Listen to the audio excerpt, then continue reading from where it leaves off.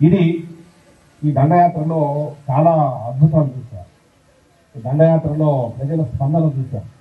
దండయాత్రలో యువతల కేరింతలు చూశాం.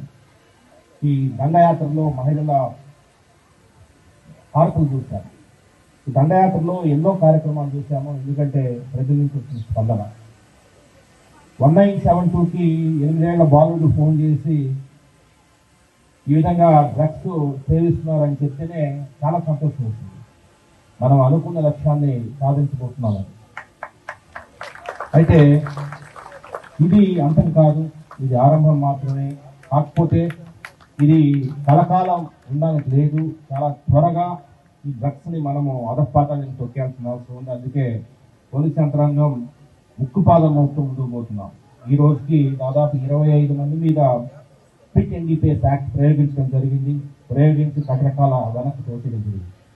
ఇంతేకాదు డ్రగ్స్ ఉపయోగించే వాళ్ళని నిన్న రాత్రి కూడా ఒక పబ్లో నలుగురిని గంజాయి చేసే నలుగురిని పడుతున్నాం. ఎందుకంటే ఇమ్మీడియట్గా ఇన్ఫర్మేషన్ ఫ్లో అవుతా ఉంది. ఇక ఏమాత్రం దీన్ని ఉపేక్షించలేము. డ్రగ్స్ని మనం అందరం కూడా కలిసి కట్టడి చేయాలన్న ఆలోచన ప్రతి ఒక్కరిలో రేకెత్తించిన ఈ మహిళల డ్రగ్స్ పై ఈ ధీర మహిళల దండయాత్రకు నిజంగా మనందరం కూడా వారికి ఈ కార్యక్రమాన్ని చేపట్టిన 5 మంది మహిళా పోలీసు అధికారులకి వారికి మనము అభినందనలు తెలియజేయాలి. ఎందుకంటే ఒక ఉత్సాహం ప్రజల్లో, ఒక చర్చ, ముఖ్యంగా డ్రగ్స్ మీద ఒక చర్చ మొదలైంది. నిన్న రిటైర్డ్ పోలీస్ ఆఫీసర్ వచ్చారు. వస్తే లేదు సార్, ఇంకా ఉన్నాయి సార్ డ్రగ్స్ ఉంటే చెప్పండి, ఎక్కడ ఎటువంటి పరిస్థితిలో ఉంది అని చెప్పడానికి లేదు. కాకపోతే కొంత అబరేషన్స్ వస్తున్నాయి. ముఖ్యంగా మన మద్యం సేవించిన వాళ్ళని చూసుకొని డ్రగ్స్ అని చెప్పడం, దాని మీద ఒక సోషల్ మీడియాలో ఒక న్యూస్ స్ప్రెడ్ చేయడం. సో దానివల్ల ఏంటంటే కొంత మనం నిర్దేశించుకున్న లక్ష్యం మిస్ అయిపోయిందని ఒక బాధ. ఎందుకంటే తప్పుడు సమాచారము లేదంటే తప్పుగా ఏదైనా ఒక ఇన్ఫర్మేషన్ ఇస్తే పోలీస్ ఎనర్జీస్ అంతా కూడా డైవర్ట్ అవుతాయి, డైరెక్షన్ మార్చుకుంటాయి. సో దయచేసి మిత్రులు అర్థం చేసుకునేసి నిజంగా డ్రగ్స్ మీద ఉంటే, డ్రగ్స్ సమాజంలో ఉంటే ఖచ్చితంగా పోలీస్ శాఖకు తెలియజేయండి. అంతే తప్ప ఏదో ఒక సెన్సేషన్ కోసమో అలా కాదు. ఎందుకంటే ఇది మన పిల్లల భవిష్యత్తు.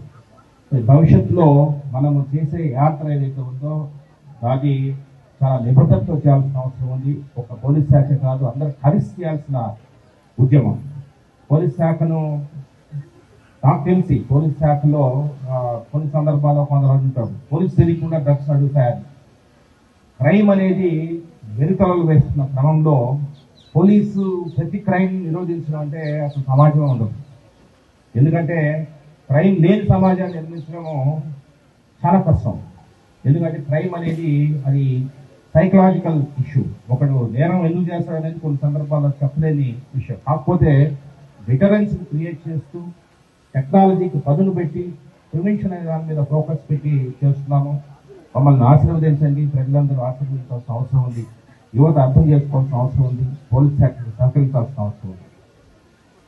ఈ సందర్భంగా ఈ కార్యక్రమంలో ఇందాక కరెక్ట్గా చెప్పినట్టు దాదాపు 3 లక్షల మంది ఈ యజ్ఞంలో పార్టిసిపేట్ చేశారు. వారందరికీ కూడా నేను ధన్యవాదాలు తెలియజేస్తూ, ఇది ఒక చరిత్రగా ఎన్టీఆర్ జిల్లా పోలీస్ సంస్థ కాదు, ఆంధ్ర రాష్ట్రంలోనే కాదు, దేశంలోనే కాదు, ప్రపంచంలో కూడా ఒక చరిత్రగా నిలిచిపోతుందని చెప్పేసి తెలియజేస్తూ, ఈ కార్యక్రమాన్ని ఇంత చక్కగా ఆర్గనైజ్ చేసిన నోడల్ ఆఫీసర్ శరత్ గారికి వారికి కూడా ధన్యవాదాలు తెలియజేస్తూ అందరికీ నమస్కారం.